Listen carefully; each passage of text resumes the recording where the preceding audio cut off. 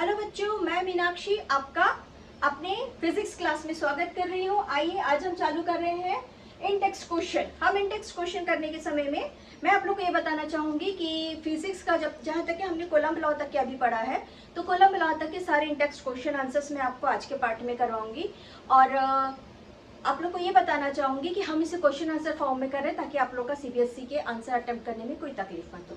इसके पहले हमने चार्ज ऑफ पार्टिकल्स किया है, उसमें हमने 3 मेथड पढ़े थे। पहला पढ़ा था हमने फ्रिक्शन, सेकंड पढ़ा था हमने इंडक्शन और थर्ड पढ़ा था हमने कंडक्टर। उस समय इंडक्शन के हमने सारे मेथड पढ़े थे बट प्रिंसिपल्स नहीं किए थे। मैंने उसे प्रिंसिपल्स को इस क्वेश्चन आंसर्स के लिए रखा है। आप लोग क्वेश्चन आंसर्स फॉर्म में, मैंने इसे क्वेश्चन आंसर्स फॉर्म में प्रिपेयर कर दिया। आप लोग इसे साथ में लिखते जाइए, मैं आप लोग को एक्सप्लेन करते जाऊंगी। नाउ अब हम पढ़ते हैं बेसिक। बेसिक क्या पढ़ते हैं? हम पढ़ते हैं plus charge and negative charge. Plus charge proton, negative charge electron. इसको इस मेथड से लेते हैं कि अगर ये पॉजिटिव चार्ज है या अगर ये नेगेटिव चार्ज है, सपोज टू बी ये नेगेटिव चार्ज है, ये नेगेटिव चार्ज है तो पॉजिटिव चार्ज अट्रैक्ट करेगा। बट उस समय पे ये जो है चार्ज है, इसके साथ का नेगेटिव चार्ज जो है वो इसका अपोज करेगा और रिपल्शन होगा यहाँ पर। यही हमारा इंडक्शन का मेन पॉइंट रहेगा। First of all, take a sphere without charge, uncharge sphere. First point, uncharge sphere हमने ले लिया, ठीक। अब उसके बाद एक नेगेटिवली चार्ज रॉड को हम उसके पास लेके आते हैं। जैसे हम नेगेटिवली चार्ज को इसके पास लेके आते हैं तो क्या होता है, नेगेटिव चार्ज जो है वो रिपल्शन की वजह से इस डायरेक्शन में झुकने लगता है या उस स्फीयर के इस डायरेक्शन में चला जाता है, ठीक है। इसकी वजह से आपका जो स्फीयर है वो थोड़ा सा ट्विस्ट होता है, बहुत स्लाइटली इस डायरेक्शन में ट्विस्ट होता है, क्योंकि ये इसको इस तरफ पूरे स्फीयर को झुका रहा था। ये नेगेटिवली चार्ज है और डेफिनेटली ये पॉजिटिवली चार्ज है। अब यहाँ पर एक चीज पढ़ने की जरूरत है कि ये जो पूरा कंप्लीट स्फीयर है, इसमें नेगेटिवली चार्ज इधर क्यों गया और पॉजिटिवली चार्ज इधर क्यों गया। एज यूजुअल हमको मालूम है कि हर स्फीयर में फ्री इलेक्ट्रॉन्स होते हैं, हर स्फीयर में फ्री इलेक्ट्रॉन्स होते हैं और वो बैलेंस में होते हैं, जिसकी वजह से वहां पर नेट फोर्स 0 होता है। रिमेंबर क्या बता रहे हैं बच्चों आपको कि हर ऑब्जेक्ट में फ्री इलेक्ट्रॉन्स होते हैं। अगर वो अनचार्ज है, न्यूट्रल फॉर्म है, इट मीन्स इसमें फ्री इलेक्ट्रॉन्स और फ्री प्रोटॉन्स जो भी है, प्रोटॉन्स नहीं सॉरी फ्री इलेक्ट्रॉन्स जो है वो प्रोटॉन्स के साथ में 0 फोर्स के साथ में है। अब नेचुरली ये इस साइड में हुआ और ये इसके साथ इस तरफ में गया, ओके। इस समय में हम क्या करते हैं, हम यहाँ से एक वायर लेके उसको अर्थ में टच कर देते हैं। जैसे ही हम अर्थ में टच करते हैं, हमारे सारे नेगेटिव इलेक्ट्रॉन्स अर्थ में चले जाते हैं। अब हमारे पास बच जाता है पॉजिटिव चार्ज जो उस स्फीयर में है और यहाँ पर हमारा नेगेटिवली चार्ज रॉड रखा हुआ है। अब ये पॉजिटिव चार्ज जो थोड़ा सा ट्विस्ट होता है और ये पूरा पॉजिटिव चार्ज स्फीयर में यूनिफॉर्मली स्प्रेड हो जाता है और हमारा स्फीयर पॉजिटिवली चार्ज स्फीयर हो जाता है। हमने जो इलेक्ट्रोस्टैटिक रॉड वहाँ पे रखा था, इलेक्ट्रिक रॉड वहाँ पे रखा था, हम उसे वहाँ से हटा लेते हैं। हमारा स्फीयर चार्ज्ड हो चुका है। यही हमको क्वेश्चन आंसर फॉर्म में लिखना है, ओके। नाउ हमने क्या किया, हमारे क्वेश्चन के अकॉर्डिंग हमने एक अनचार्ज कंडक्टर्स लिया, ठीक है। हमने एक अनचार्ज कंडक्टर लिया, हमारे क्वेश्चन में स्फीयर लिखा है, हम इसको स्फीयर बोल सकते हैं, ठीक है। हमने एक अनचार्ज कंडक्टर ले लिया। अब हम यहाँ पर लेकर आते हैं electrical charge rod. What is it? This is electric charge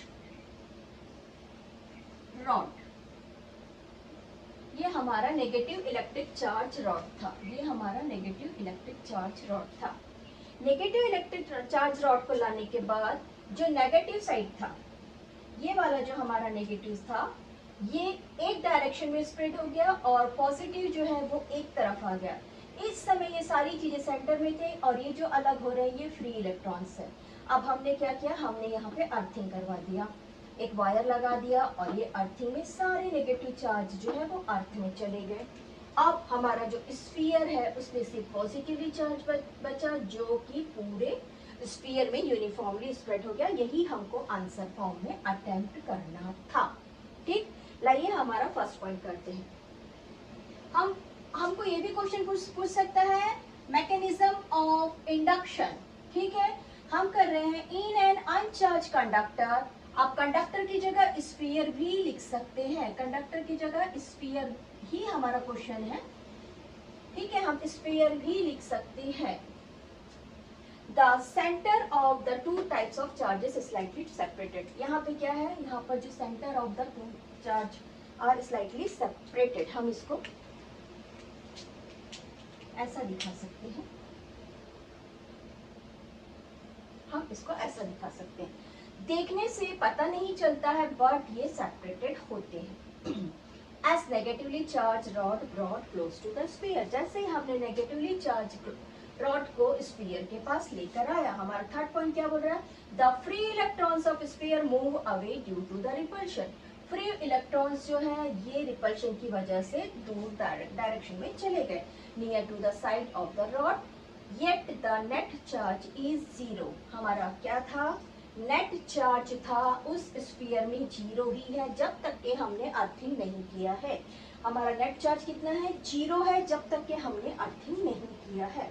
अब हम क्या करते हैं, connect the sphere to the ground. अब हम कर रहे हैं अर्थिंग। जैसे हमने इसको ग्राउंड से कनेक्ट किया बाय ए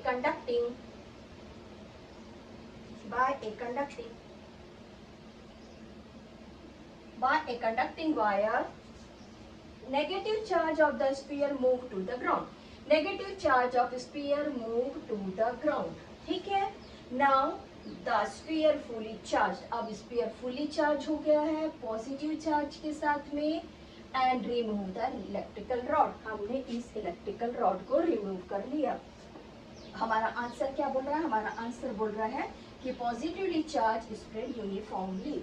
लास्ट में आपके 3 लाइंस में ये लिखा है कि सेम टू सेम आप बताइए कि अगर यहाँ पर नेगेटिवली रॉड, अगर आपको उस स्फीयर को नेगेटिवली बनाना है तो आप क्या करेंगे, नेगेटिवली बनाना है, सेम आंसर रखिए और यहाँ पर आप लिख दीजिए कि आपने पॉजिटिव रॉड लेकर आया है और सेम पॉजिटिव जो है वो अर्थिंग में चला जाएगा और आपका आंसर सेम रहेगा उसमें। देन अब हम करते हैं इसके बाद में 1.2 सेकेंड आंसर। देखिए आप लोग को ये आंसर फॉर्म में पहले से ही दिया हुआ है बट मेरे समझाने से उसको वो सारी चीजें आपके दिमाग में एक पैटर्न के फॉर्म में तैयार हो गई है कि भाई हमको इसको ऐसे अटेम्प्ट करना है, इसका तो मेथड ये है, हम इसको आराम से इजीली लिख के आ सकते हैं। आपको उसको रटने की घोटने की जरूरत नहीं पड़ेगी। ठीक, हम करते 1.2। This is our second question. If 10⁹ electrons move out of the body to another body every second. हमेशा सॉल्व करने के लिए फर्स्ट लाइन को तोड़ के पढ़ो, फ्रैक्शन लेके पढ़ो, छोटे छोटे टुकड़े करके पढ़ो कि ये हमसे क्या रहा है। दिमाग में एक चीज रखो, अभी आप यूनिट 1 कर रहे हो इलेक्ट्रोस्टैटिक, और उससे भी पहले अभी आप आ जाइए कूलम्ब्स लॉ कर रहे हो। कूलम्ब्स लॉ से थोड़ा सा और पहले आ जाइए, हमने प्रॉपर्टीज ऑफ चार्जेस पढ़े हैं। ठीक है, हम जो चीज कर रहे हैं उसको मेडिटेट करके याद करो कि हम क्या चीजें पढ़ रहे हैं, हम किस चीज को अटेम्प्ट कर रहे हैं। काफी अच्छे से आप लोग सॉल्व कर पाएंगे। फर्स्ट ऑफ ऑल यहाँ पे इलेक्ट्रॉन का बात कर रहा है। इलेक्ट्रॉन्स का मीन्स क्या आ गया, यहाँ पे हमको ये बात दिखा रहा है, चार्जेस, मैग्नीट्यूड। तीसरी बात कर रहा है transfer from one body to another body. क्या बोल रहा है, one body to another body. Third हमको दे दिया 1 सेकेंड्स। ठीक है, क्या क्या दे दिया, एक चार्ज दे दिया, एक मैग्नीट्यूड दे दिया। चार्ज कौन है, इलेक्ट्रॉन है। मैग्नीट्यूड कौन है, 10⁹ है। और क्या बोल रहा है, body to another body, transfer body to another body, साथ में दे दिया है 1 सेकेंड। ठीक, हमको ये सारी चीजें यहाँ पे इसने दे। इन सारी चीजों से हमको ये समझ में आ गया कि हम लेसन पढ़ रहे हैं इलेक्ट्रोस्टैटिक। ठीक, इलेक्ट्रोस्टैटिक पढ़ रहे हैं। दूसरा हम पढ़ रहे हैं चार्ज, यानी कि हम इसके फर्स्ट पार्ट पे आ गए जहां पे हमने पढ़ा है कूलम्ब लॉ, ठीक, और उससे थोड़ा सा और फर्स्ट पार्ट पे आके जहाँ पे हमने पढ़ी है प्रॉपर्टीज ऑफ चार्जेस, हमने पढ़ी प्रॉपर्टीज ऑफ चार्जेस। ठीक, अब इसके प्रॉपर्टीज में 1 से लेके 11 तक की सारी प्रॉपर्टी पे आ जाइए। हमको उस प्रॉपर्टी पे जाना है जहाँ पे हमारा एक चार्ज ट्रांसफर हो रहा है दूसरी बॉडी में, यानी क्या ट्रांसफर हो रहा है, Q की वैल्यू फाइंड करनी है। सेकेंड थिंग दे दिया है भाई इसने हमको मैग्नीट्यूड, और दूसरा दे दिया है इसने हमको चार्ज ऑफ इलेक्ट्रॉन, यानी कि हम पढ़ रहे हैं क्वांटाइजेशन। ठीक है ना, हमेशा हमेशा ठंडे दिमाग से मैथ्स को रीड करो कि मेरे को कौन सा मैथ्स दिया, अरे मेरे को नहीं आता, मैं नहीं आता, मैं कहाँ से करूँगा, ये करूँगी, ये सब चीज़ों पे जाना ही नहीं है कि हम कैसे करेंगे। पहले धीरे धीरे धीरे धीरे रिवर्स करके आइए कि आप क्या पढ़ने जा रहे हैं। फर्स्ट ऑफ ऑल हम अटेम्प्ट करना चालू करते जो हमको गिवन दिया है। स्टार्ट। सॉल्यूशन में पहला हमको दे दिया बच्चों, गिवन क्या दिया है, मैग्नीट्यूड ऑफ इलेक्ट्रॉन, और दूसरा है चार्ज ऑफ इलेक्ट्रॉन, है ना। चार्ज ऑफ इलेक्ट्रॉन तो जनरली दिया नहीं रहता है, या हमको ही बताना है। हम करते हैं magnitude of electron that should be transfer. क्या है बेटा बच्चों, n इक्वल्स टू क्या मिल रहा है हमको, 10⁻⁹ मैग्नीट्यूड ऑफ इलेक्ट्रॉन। यहीं पे हमको दूसरा चीज दे दिया है, नहीं दिया है तो याद करना चालू कर दीजिए, चार्जेस ऑन इलेक्ट्रॉन। किसी को याद हो तो मुझसे पहले लिखिए, अगर किसी को याद है तो मुझसे पहले लिखिए। 1.6 मल्टीप्लाई 10⁻⁻19। बात चार्जेस की हो रही है तो जगह यहाँ पे कम है, charges on electron. An for short, electron को शॉर्ट में लिखिए 1.6 मल्टीप्लाई 10⁻⁻19। बात चार्जेस की है, दैट इज कॉलम। और इसके बाद हमको दे दिया है टाइम 1 सेकेंड। अभी फिलहाल इसको सॉल्व करने के लिए हमको टाइम दे दिया है 1 सेकेंड।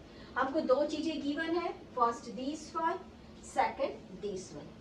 ठीक, हम सबसे पहला लाइन को सॉल्व करते हैं कि 1 सेकेंड में कितना इलेक्ट्रॉन एक बॉडी से दूसरे बॉडी में जाएगा। अभी हम सेकेंड लाइन पे नहीं आए हैं। ओके, हमको क्या लिखना है बच्चों, हमको लिखना है द चार्ज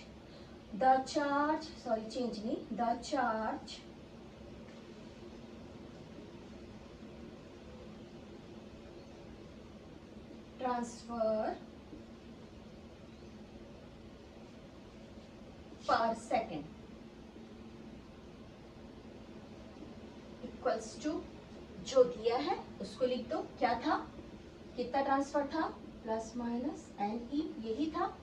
मैग्नीट्यूड लिख दीजिए और उसके बाद में चार्ज ऑन इलेक्ट्रॉन्स लिख दीजिए, that is 10⁻⁹ multiplied 1.6 multiplied 10⁻⁻19 coulomb in a second find कर रहे हैं हम, सॉरी SEC। ठीक, तो हमारा आंसर क्या आ रहा है, 1.6 मल्टीप्लाइड 10⁻10 कोलम पर सेकेंड। ओके, 1 सेकेंड में इतना चार्ज ट्रांसफर होगा, ये हमारा सेकेंड पॉइंट आ गया। अब आते हैं, हम पहला लाइन खत्म कर चुके, अब हमारे बेसिक क्वेश्चन में, how much time is required, अभी कितना समय की आपको जरूरत है to get a total charge of 1 coulomb. अब हम क्या करते हैं, हम फाइंड करते हैं कि 1 सेकेंड में एक कोलम बजाने में कितना सेकेंड लग रहा है, कितना चार्ज लग रहा है। ओके, 1 सेकेंड के लिए अब हम फाइंड कर रहे हैं बच्चों यहाँ पे फॉर 1 सेकेंड, और उसके बाद में टोटल टाइम चले जाएंगे। हम अपने NCERT बुक की उस लाइन को लिख लेते हैं जो हमको आंसर फाइंड करने के लिए बोला जा रहा है। नाउ स्टार्ट, टाइम रिक्वायर्ड, ये हमारे NCERT की लाइन्स है, to accumulate a charge of 1 coulomb. This is our NCERT lines. Time required to accumulate a charge of 1 column.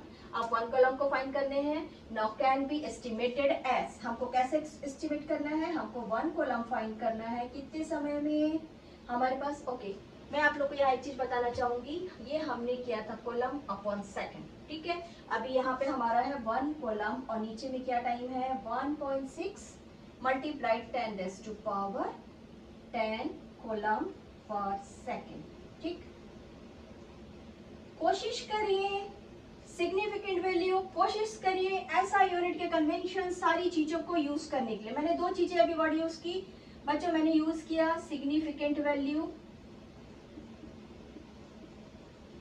और दूसरा मैंने क्या यूज किया कन्वेंशंस फॉर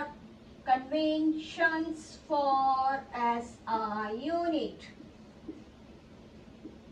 कोशिश करिए बहुत ज्यादा, जितना ज्यादा हो सकता है अपने प्रिंसिपल्स, फिजिक्स के प्रिंसिपल्स पर बने रहिए। तो अभी हम इसको कन्वेंशन फॉर एसआई यूनिट में इसको कोलम सेकंड ना लिखते हुए इसको लिखते कोलम SEC की जगह S-1। ठीक, हमने इसको सॉल्व किया। यहाँ पर 1/1.6 का एक जीरो मैंने यहाँ लगा दिया, दैट इज 60। 10 की पावर को मैं टच नहीं कर रही हूँ, मैंने ले लिया फर्स्ट डेसिमल, दैट इज 16 6 जा, दैट इज 16 2 जा, 10 16 5 जा। ठीक है, ये इजी एस्टिमेट है इसलिए मैं इसको यही कर दे रही हूँ, अदरवाइज कैलकुलेटर से ही करके हम आंसर फाइंड कर लेते हैं। ये हमको दे दिया इतना, क्या दिया डेसिमल 625। ये नीचे पॉजिटिव है, नेगेटिव है, नीचे नेगेटिव है, अच्छा सॉरी, ओके नीचे नेगेटिव है, अब ये ऊपर जाके हो जाएगा पॉजिटिव 10⁻+10। ठीक, साथ में देखिए कॉलम से कॉलम कैंसिल हो गया, हमारा सेकंड ऊपर जाके पॉजिटिव हो गया। अब हम आ जाते हैं, मैंने अभी बोला कोशिश करिए सिग्निफिकेंट वैल्यू पे बने रहने की। हमारा सिग्निफिकेंट वैल्यू में इसको आंसर लिखिए, आंसर नहीं है इसको लिखिए सिग्निफिकेंट वैल्यू में, दैट इज 9 सेकेंड्स। ठीक है, नाउ ये क्या था required accumulate the time required accumulate charge on 1 coulomb. अभी हमको टोटल टाइम पे जाना है कि कितना टाइम लेगा। अब हम क्या फाइंड करना चालू करते हैं, हम फाइंड करना चालू करते हैं कि एक साल में कितने सेकंड होते हैं। 365 डेज, 24 आवर्स एंड 3600 सेकेंड्स। यहाँ पे हमारा आंसर आ रहा है, इसकी वैल्यू टोटल लिख देती हूँ मैं, यहाँ पे जगह है, ओके 6.25 10⁻9 सेकेंड अपॉन, इसकी वैल्यू ऑलरेडी फाइंड है, मैं उस वैल्यू को लिख देती हूँ 3153600। ठीक है, हम फाइंड करने जा रहे थे कितना समय लगेगा इतने कूलम को ट्रांसफर होने में। इसकी वैल्यू कैलकुलेशन से फाइंड करेंगे तो इसकी वैल्यू आ रही है अप्रोक्सीमेट 197 डेसिमल समथिंग और 198 ईयर्स और अप्रोक्सीमेटली 200 राउंड फिगर में 200 ईयर्स। ठीक है, ये रहा आप लोग का क्वेश्चन का answer.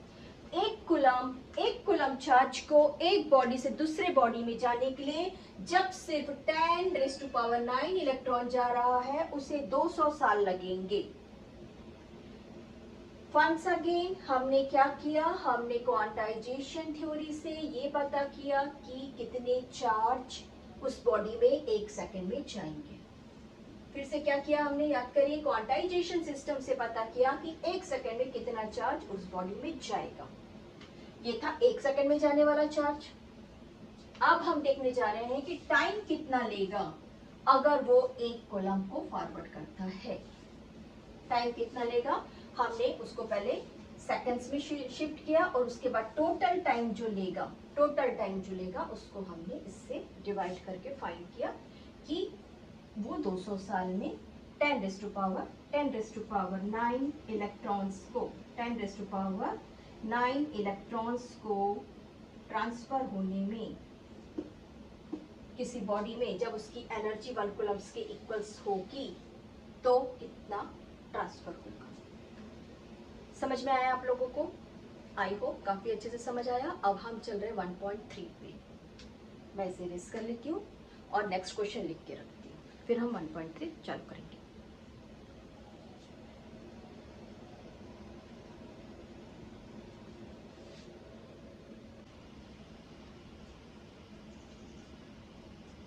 We are starting 1.3.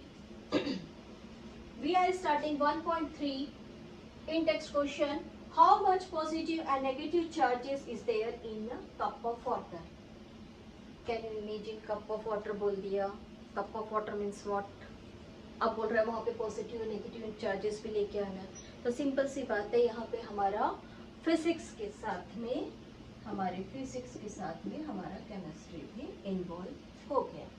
Physics और केमिस्ट्री का कॉम्बिनेशन ऑफ द क्वेश्चन। अब हम कर रहे हैं अब हम पढ़ रहे हैं वाटर। सीधी सी बात है, वाटर मीन्स क्या हो गया? H2O। H2 हो गया, तो हम अब इसका क्या फाइंड करेंगे? हम इसका फाइंड करेंगे मॉलिक्यूलर मास। तो हमारा पहला लाइन है मॉलिक्यूलर मास ऑफ H2O। ठीक, हमारा फर्स्ट लाइन क्या है? हमको जो पानी दिया है हम उसके बारे में बात करते हैं। फर्स्ट हम बोलते हैं molecular mass of H2O equals to, मालूम है हाइड्रोजन के 2 पार्टिकल्स है, ऑक्सीजन के फ्री इलेक्ट्रॉन्स 8 है वहां पे, तो ये हो गया हमारा 18।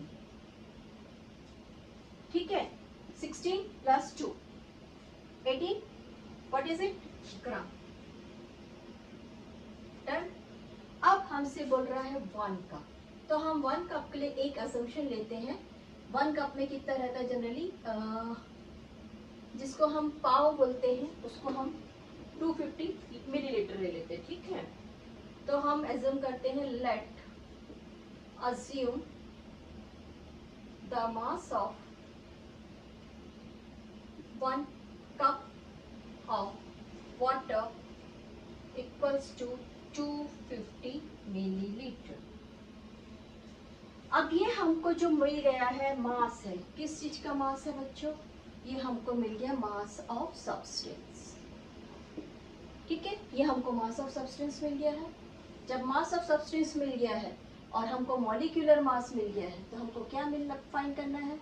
अगर हमको मास ऑफ सब्सटेंस और मॉलिक्यूलर मास मिल गया है तो हमको क्या फाइंड करना है? हमको फाइंड करना है number of molecules. Number of molecule से एक चीज और चालू हुआ, 1 mole equals to Avogadro number. Avogadro number, यहाँ पे हमारा केमिस्ट्री का ये पोर्शन इन्वॉल्व हो रहा है। ठीक, हमने क्या किया? पहला हमने लिया वाटर दिया था, वाटर का 18 ग्राम ले लिया।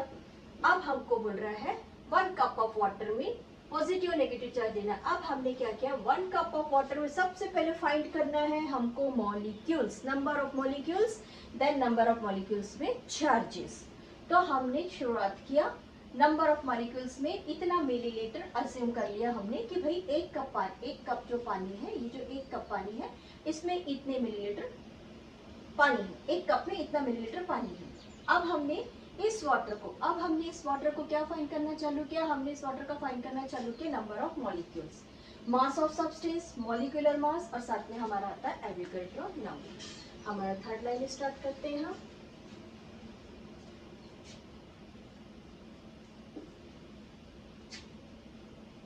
Number of molecules in 250 ml, that is 250 ml, then our molecular mass multiplied by our Avogadro number। Avogadro number अगर किसी को याद है तो थोड़ा सा याद करके अपने आप से लिख लीजिए। अब मैं तो इतनी बोल सकती कि आप मुझे बताइए, बट जहाँ तक कि I think 6.02 multiplied 10 raised to power 23 molecules.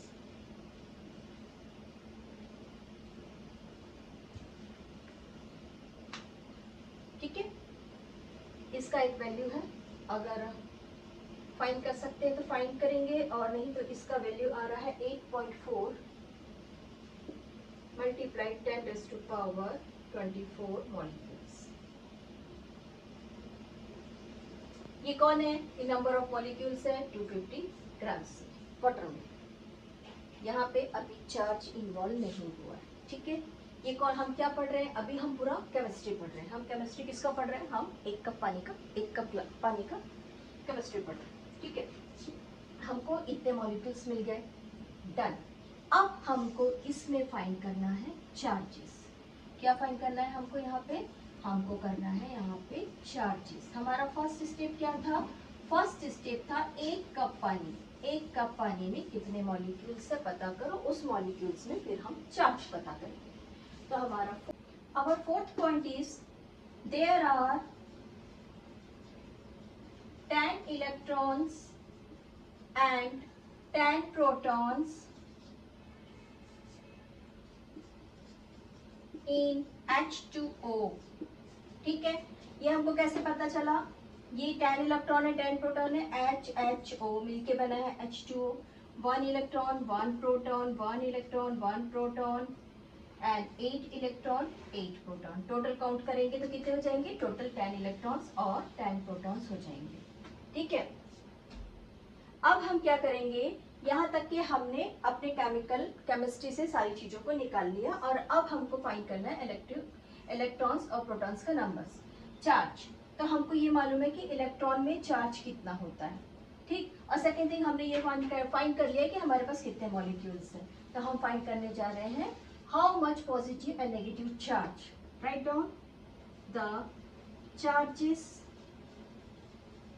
On 250 ml water equals to, क्या फाइंड किया था हमने? 8.4 मल्टीप्लाइड 10⁻24 नंबर ऑफ इलेक्ट्रॉन और प्रोटॉन, और उसके बाद हम इलेक्ट्रॉन प्रोटॉन में चार्जेस करेंगे। चार्जेस किसी को अगर याद हो तो जरूर बताइए मुझे, क्या है charges? 1.6 multiply by 10⁻⁻19 coulomb. That is our answer. इसका जो आंसर आएगा कैलकुलेशन, वो आपका total charges on in the cup of water है। तो इसका जो भी आगे कैलकुलेट करते हैं 8.4 मल्टीप्लाइड बाय 1.6।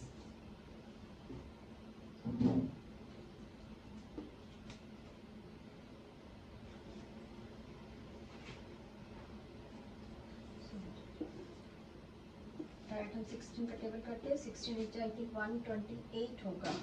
128 plus 6, 128 plus 6 134।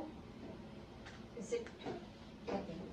हाँ, ये हो गया 9। अब हम 10 की पावर करते हैं। यहाँ पे 2 के बाद डेसिमल लगना है, तो ये यहाँ पे 2 के बाद डेसिमल्स लग गया। 24 minus 19, 10⁻24 minus 19 equals to 1.13 multiplied 10⁻24 minus 19 is 10⁻4 1.34। ये आप लोग की वैल्यू फाइंड करेंगे। This is the charge coulomb. इतने चार्जेस आपको मिलेंगे। आई होप आप लोग को ये आंसर समझ में आया। यहाँ तक के केमिस्ट्री का पार्ट है, और यहाँ तक के हमको चार्ज फाइंड करने के समय हमको एक चीज याद रखना है कि इलेक्ट्रॉन हो या प्रोटॉन, उसमें चार्ज कितने अवेलेबल है। सेकंड थिंग, हमको मैग्नीट्यूड कितना दिया था? 10 इलेक्ट्रॉन्स और 10 प्रोटॉन्स। हमने 1 का लिया है और यहाँ पे हमने आंसर को फाइंड किया। Now we are going to solve the 1.4 question number 1.4।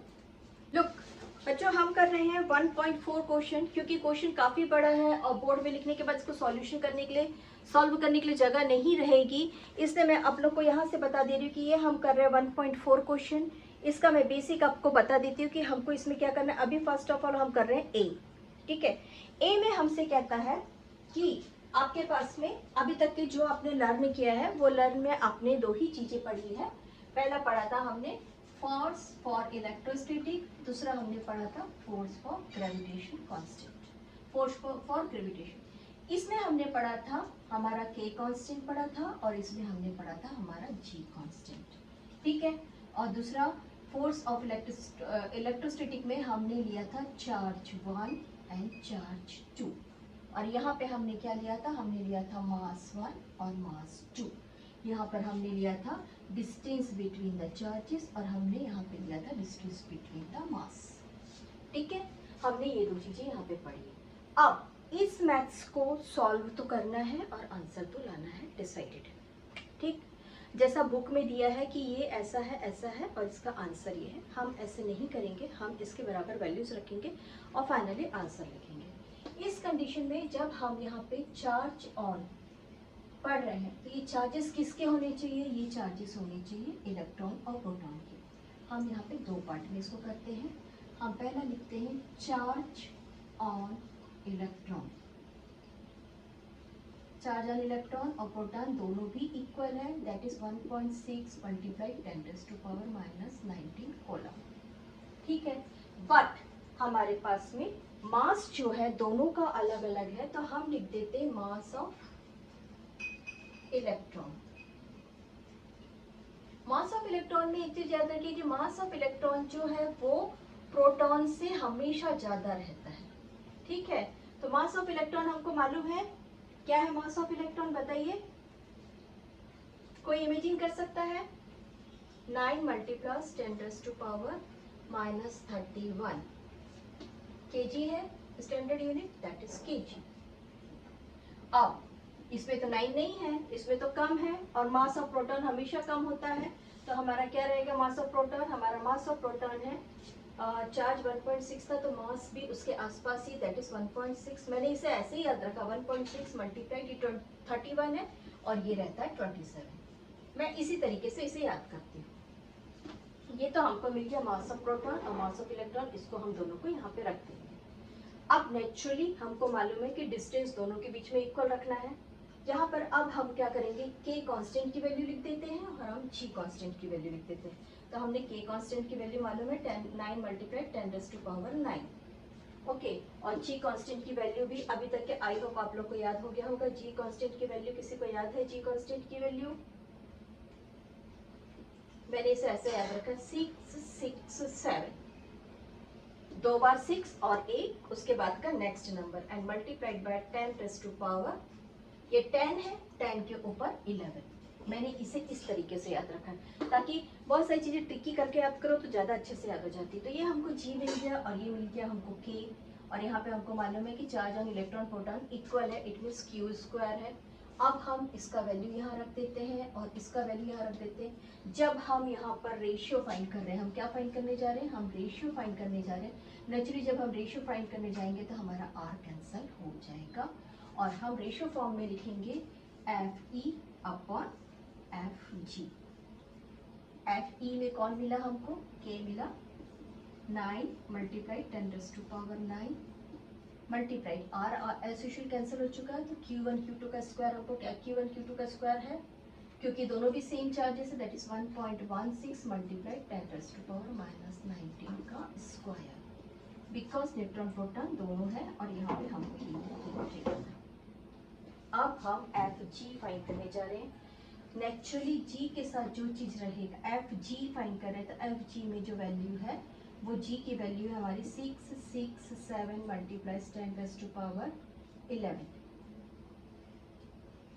किसकी वैल्यू -11 है?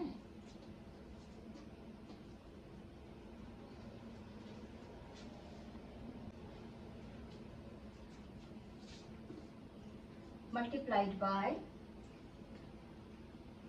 क्योंकि g के साथ में चल रहा है मास, इसका लिख दो 9 multiplied 10⁻⁻31 multiplied 1.6 multiplied 10⁻⁻27 kg square. इसके भी हम यूनिट्स लिखेंगे, इसके भी हम यूनिट्स लिखेंगे, लेकिन सारे यूनिट्स आपस में कैंसिल होते चले जाएंगे और लास्ट में हमारे पास जो वैल्यूज आएगा, जो कि हमारा रेशियो है, वो है 2.4 मल्टीप्लाइड 10⁻39। बच्चों इसको आप लोग सेल्फ कैलकुलेट करिए, कैलकुलेटर लेके बैठिए और इजीली कैलकुलेट करिए। ओके, इसको आप लोग सेल्फ कैलकुलेट करिए, ये आप लोग का आंसर ऐसा आएगा। आप लोग शॉर्ट में जो एनसीईआरटी में दिया है वो आंसर नहीं लिखेंगे, आप लोग बाकायदा वैल्यू रखेंगे और वैल्यू रख के कैलकुलेट करेंगे। इसका अब हम बी पार्ट करते हैं। लुक बच्चों देखो 1.4 का हम सेकंड पार्ट बी करने जा रहे हैं। ठीक है, बी पॉइंट को मैं रीड करके आप लोग को बता रही हूँ। इसमें क्या कह रहा है हमसे कि हमको एक्सेलरेशन फाइंड करना है इलेक्ट्रॉन और प्रोटॉन्स के बीच में। वन सेकेंड, हमको क्या फाइंड करना है? हमको फाइंड करना है एक्सेलरेशन, ठीक, इलेक्ट्रॉन और प्रोटॉन के बीच में। सेकेंड थिंग क्या बोल रहा है हमसे कि इलेक्ट्रिकल फोर्स की वजह से उनके बीच में म्यूचुअल अट्रैक्शन है और दोनों भी पार्टिकल्स जो है वो 1 आर्मस्ट्रॉन्ग के डिस्टेंस पे रखे गए। आप लोग को आर्मस्ट्रॉन्ग थोड़ा सा याद है, हमने 11th में किया है जब हम स्मॉलर लेंथ पढ़ रहे थे। उस समय हम आर्मस्ट्रॉन्ग पढ़ा था। ये मीटर से काफ़ी छोटा होता है, ये होता है 10⁻⁻10 metre. 1 Armstrong equals to 10⁻10 metre. It means हमारा जो दो पार्टिकल्स है, इट मीन्स जो हमारा दो पार्टिकल्स है इनके बीच का डिस्टेंस है 10⁻30 मीटर। ठीक है, ये हमारा डिस्टेंस हमको r मिल गया है। अब बात आता है हमारा Q1 Q2 चार्ज का। एज यूजुअल हमको पता है Q1 और Q2 चार्ज दोनों में 1.6 मल्टीप्लाई 10⁻⁻19 कूलम है। दोनों में इलेक्ट्रॉन का भी चार्ज सेम है, प्रोटॉन का भी चार्ज सेम है। थोड़ा सा मैं इसको रिवीजन के तौर पे कराती हूँ कि ये सारे वैल्यूज हमने कहाँ से उठा के रख दिए। फिर से एक बार, हमको R पता है, 1 आर्मस्ट्रॉन्ग्स दे रहा है। क्वेश्चन देखिए एक बार आप एनसीईआरटी का, और हमारा Q1 Q2 की वैल्यूज है 20 चार्जेस हम पढ़ रहे हैं। ठीक, अब हम इस वैल्यू को उठा के अपने फोर्स में रखते हैं। इसके पहले फोर्स के रिगार्डिंग एक चीज बोलती हूँ कि फोर्स को थोड़ा सा नोटिफिकेशन में देखिए, बहुत डीपली जब लिखा जाता है, it means what is it, magnitude of force is in a vector form. ठीक है, magnitude of force is in a vector form. Now start, आप सारे कोटेशंस जो है वो आप आपकी टेक्स्ट बुक से लिखिए। मैं आपको डायरेक्टली फोर्स का वैल्यू पुट करके बता रही हूँ। फोर्स में हम यहाँ पे K कांस्टेंट था, हमारा K कांस्टेंट था, और K कांस्टेंट आप लोग को मालूम है परमिटिविटी। ठीक है, E sign of naught permittivity. Okay, और ये था Q1 Q2 upon R square. R हमको आर्मस्ट्रॉन्ग 10 मिल चुका है, 10⁻⁻10 मीटर। K का वैल्यू हमको मालूम है, क्या है K का वैल्यू? K का वैल्यू 9 मल्टीप्लाई 10⁻9। ठीक है, अब हमको इसकी वैल्यूज फाइंड करनी है। हमको मालूम है चार्जेस कितना है, 1.6 मल्टीप्लाई 10⁻⁻19 कूलम। ठीक है, इसकी वैल्यूज आप लोग अपने से लिखिए, आप लोग को काफ़ी अच्छे से याद हो गया। अभी हम कॉलम लॉ पढ़ते पढ़ते आ रहे हैं, आपको इसकी वैल्यूज पता होनी चाहिए, कहाँ से कौन कटेगा, कहाँ से क्या पिटेगा, ये सारी चीज़ों की वैल्यू हमको यहाँ पे मिलती है 2 पॉइंट समथिंग समथिंग समथिंग। कितनी मिल जाती है? कैलकुलेट करेंगे तो 2.2 मल्टीप्लाई 10⁻⁻8। फोर्स फाइंड कर रहे हैं, नेचुरली हमारा आंसर आ जाएगा न्यूटन। हमने इतना न्यूटन का फोर्स इन दोनों चार्जेस के बीच में फाइंड कर लिया। फोर्स मिल गया हमको।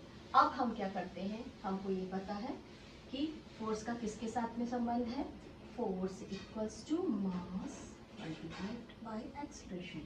हमको फाइंड क्या करना था, एक्सेलरेशन फाइंड करना था, तो हमारे पास क्या आ गया, force upon m equals to a। Force कितना था, अभी हमने फाइंड किया था 2.2 multiply 10⁻⁻8। Now mass of electron, remember, याद करके बताइए mass of electron. I am just taking you, जो K कांस्टेंट है उसी का मान के चलिए, और 10⁻31 मास है तो नेचुरली kg रहेगा। अब आप इस एक्सेलरेशन को सेल्फ इवेल्युएट करके फाइंड करिए। अब मास ऑफ प्रोटॉन भी आप ऐसे ही फाइंड कर सकते हैं, mass of proton, mass of electron 2.2 multiply 10⁻⁻8। बच्चों, आप लोग को आधा क्वेश्चन पढ़ाने का मेरा कोई मकसद नहीं है, बट मैं चाहती हूँ कि आप लोग अपने लिए सेल्फ थोड़ा सा एक्ट करें, अपने लिए सेल्फ थोड़ा सा कैलकुलेट करें आंसर को। अगर ये नहीं, ये तो सॉरी वेरी गुड, सॉरी, मैंने याद किया था 1 पॉइंट मल्टीप्लाइड 10⁻⁻27 kg। ओके, तो ये आप लोग एक्सेलरेशन भी वेक्टर फॉर्म है, तो एक्सेलरेशन को डार्क रखिए, ये भी हमको डार्क फॉर्म में दिया है, तो इसको फाइंड करिए, that is your answer. Okay, आप इसका आंसर फाइंड करेंगे और खुद करिए। नाउ अब हम करते हैं क्वेश्चन नंबर 1.5। हमारा क्वेश्चन चालू हो रहा है 1.5। आई होप 1.4 तक आप लोग को अब क्वेश्चन सॉल्व करने में कोई तकलीफ नहीं आएगा। आप बहुत बेहतरीन करने की कोशिश करिए, आप लोग बहुत बेहतरीन करने की कोशिश करिए और आप लोग कर सकते हैं। अब हमारा क्वेश्चन 1.5 आप लोग टेक्स्ट बुक से रीड करिए, मैं इसे जस्ट एक्सप्लेनेशन दे देती हूँ, आंसर हमारा उसी में दिया हुआ है, हम उसी आंसर फॉर्म में करेंगे, इसे जस्ट एक्सप्लेन करते हैं। सपोज हमारे पास एक पार्टिकल्स है, इसमें पॉजिटिव चार्ज है, ठीक है, हमारा दूसरा पार्टिकल्स है उसमें नेगेटिव चार्ज है, ठीक, हमारे पास दो पार्टिकल्स है Q1 एंड Q2, या फिर चलो हम ऐसा करते हैं, हम इसको भी पॉजिटिवली चार्ज ही रख लेते हैं, ठीक है, हमने इसको पॉजिटिवली चार्ज ही रख लिया, हमारे पास दो चार्ज है Q1 Q2, ओके। अब हमारा और इसके बीच का जो डिस्टेंस है वो हमारे पास आ रहा है, एज यूजुअल हमारा कूलम्ब का फॉर्मूला यहाँ पे अप्लाई हो जाता है, F equals to K multiplied Q1 Q2 upon R square. ये था हमारा फर्स्ट कंडीशन, क्वेश्चन रीड करेंगे, क्वेश्चन के अकॉर्डिंग टू ये हमारा फर्स्ट कंडीशन। अब हम आते हैं सेकंड कंडीशन में। सेकंड कंडीशन में क्या कह रहा है, हमने कंडक्शन पढ़ा है, आप लोगों ने कंडक्टर्स पढ़ा है, कंडक्शन में हमने पढ़ा, मैंने अपने फर्स्ट पार्ट में आप लोगों को बताया था, जब किसी चार्ज पार्टिकल के पास में, जब किसी चार्ज पार्टिकल्स के पास में एक दूसरा अनचार्ज पार्टिकल आता है तो क्या होता है, इसके चार्ज पार्टिकल उसमें चले जाते हैं और वो इक्वली डिस्ट्रीब्यूट हो जाते हैं। ये मैंने आप लोग को पढ़ाया था अपने किसी एक पार्ट में, ठीक है। तो जब इसके पास में दो चार्ज पार्टिकल्स लाते, ए के पास में सी लेके आ रहा था, बी के पास में डी लेके आ रहा था, आप इसे क्वेश्चन से रीड करेंगे, ओके। ए के पास में उसने लाया सी, सी के इसमें से दो पार्टिकल्स इसमें आ गए, यानी ये हो गया Q/2, और बी के पास लेकर आया डी, अगर इसके पास भी चार पार्टिकल्स थे तो इसने अपने दो इसको दे दिया, ये हो गया Q/2, ठीक है, ये यहाँ तक हमारे पार्टिकल्स आ गए। अब सेकंड क्राइटेरिया क्या बोल रहा है कि इसका डिस्टेंस जो था यहाँ पे R, उसको भी हमने हाफ कर दिया, तो ये हो गया हमारा R/2, ओके। अब इसमें हम फोर्स देखो, फर्स्ट फोर्स तो हमको ये मिल गया, अब हम सेकंड फोर्स फाइंड करते हैं इस पार्टिकल्स के लिए, force equals to K constant रहेगा, उसको तो हाफ पॉसिबल ही नहीं है। Now Q1/2 multiplied Q2/2 overall R/2 whole square. हमको यहाँ पे क्या मिल रहा है बच्चों, हमको यहाँ पे मिल रहा है F equals to K Q1 Q2 upon 4 multiplied 4/R square, 4 से 4 कैंसिल हो गया, हमारा वापस से वही फॉर्मूला हमको मिला जो हमारा ओल्ड था, F old equals to F new, that is our 1.5। Once again questions को मैं आप लोग को बार बार बोल रही हूँ, फ्रैक्शन में छोटे छोटे पार्ट करके पढ़ते जाइए, आपको आंसर समझ में आना चालू हो जाएगा।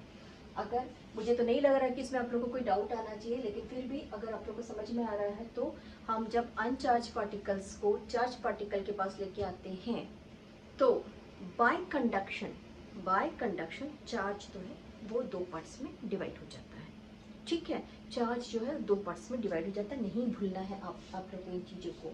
मैंने अभी 1.1 से लेके 1.6 तक के आप लोग को सारे मैथ्स कराए हैं, ये 1.5 है, 1.6 अभी मैं करा रही हूँ, तो 1.6 तक के मैं सारे मैथ्स कराई। यहाँ पर आपको जितने भी प्रॉब्लम्स आएंगे डेफिनेटली आप मुझे कमेंट बॉक्स में बताइए कि टीचर हमको यहाँ पे प्रॉब्लम आ रहा है, आप इसे वापस से बताइए, तो मैं उसके लिए एक अलग से आपको एक्सप्लेनेशन दूंगी। मैं बहुत कोशिश करूँगी कि आप लोग को कहीं पर भी डाउट मत हो, अगर डाउट आ रहा है तो प्लीज़ मुझे बताइए, हम साथ में मिलकर बनाएंगे। लुक बच्चों, हम कर रहे हैं 1.6 है ना, इसके लिए मैं आप लोग को एक चीज़ बोलना चाहूँगी, क्योंकि क्वेश्चन लिखने के लिए काफ़ी जगह लगेगी, तो मुझे समझाने के लिए इस ड्राइंग की भी ज़रूरत है, तो हम क्वेश्चन 1.6 का बेसिक ये डायग्राम करेंगे। डायग्राम करने के बाद इसे आप रीड करिए, इसे मैं आपको एक्सप्लेन करके दे रही हूँ, इसे आप लोग सेल्फ करिए, ये आप लोग को इजीली आ जाएगा, ओके। बहुत सारा चीज़ पका पकाया मिलने से मज़ा नहीं आता है। आपके पास बुक है, NCERT is adequate for everything, बस आपको थोड़ी गाइडलाइन की ज़रूरत है, आप उसे सीखिए और अपने आंसर खुद प्रिपेयर करिए।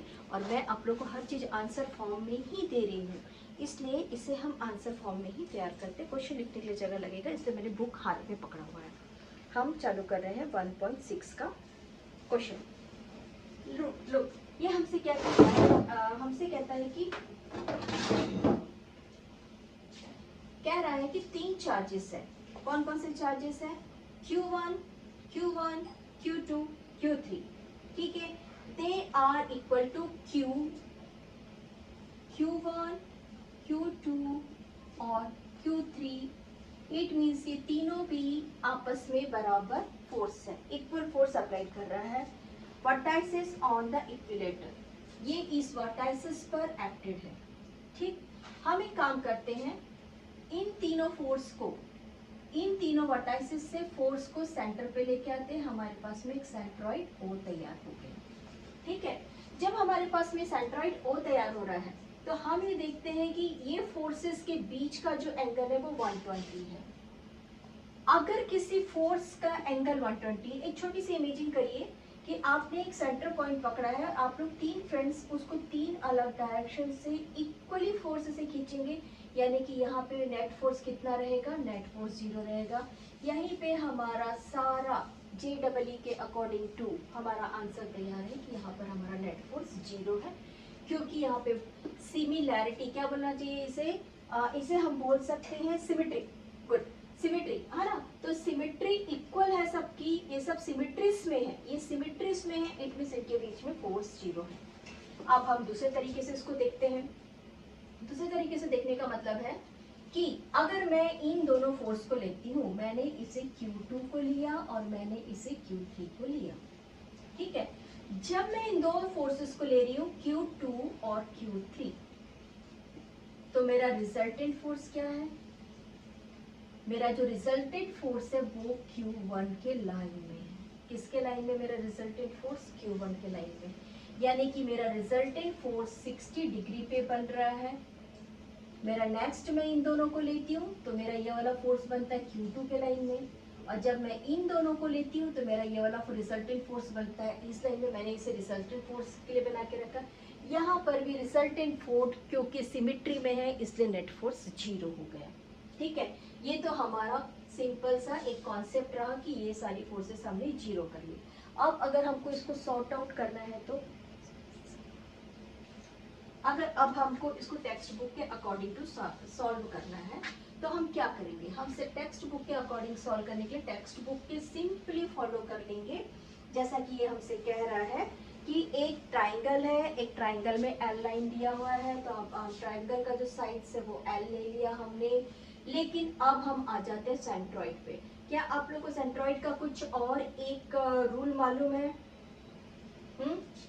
हमारा सेंट्रॉइड का एक रूल है, in a equilateral triangle, distance from centroid equals to 1/√3। Distance from centroid किस चीज का? वर्टाइसेस का। फ्रॉम सेंट्रॉइड टू वर्टाइसेस, ये हमको मिल गया 1/√3। ये हमको मिल गया 1/√3। 1/√3 ये वाला सेंट्रॉइड से डिस्टेंसेस मिल गया हमको 1/√3। आप लोग बहुत इजीली कॉलम के फॉर्मूला में रखकर इस मैथ्स को सेम बनाएंगे और खुद से बनाएंगे, इसका भी मजा है। आपको मैंने सारे हिंट दे दिए। फर्स्ट ऑफ ऑल JEE के अकॉर्डिंग टू सारे 120 डिग्री के एंगल्स में थे सारे फोर्सेस, इमीडिएटली तीनों कैंसिल हो गए। अगर हम रिजल्टेंट वेक्टर निकालते हैं यहाँ से और वहां का निकालेंगे तो भी ये 60 डिग्री पे बन रहा था, इट मींस ये वापस से कैंसिल हो गया। और अब हम अगर सेंट्रॉइड लेते हैं और लेंथ ऑफ सेंट्रॉइड्स लेते हैं, यानी कि हमारा आर क्या है? 1/√3 है। हमारा यहाँ पे आर 1/√3 है। कॉलम लॉ आपके पास है, इजीली कॉलम लॉ में इसको अप्लाई करिए, आपके पास आंसर यहाँ पे तैयार है। अगर आपको कोई डाउट आता है तो डेफिनेटली आप कमेंट सेक्शन में आके बोलिए टीचर इसको बहुत डिटेल्स में बताइए। मैं आपको फिर एक एक पॉइंट निकाल के आपको बताऊंगी और आप लोग को बन जाएगा। ओके, अब हम इसके बाद करते हैं 1.7, बट 1.7 के लिए मैं एक अलग से पार्ट रखूंगी। इस पार्ट में इतना ही।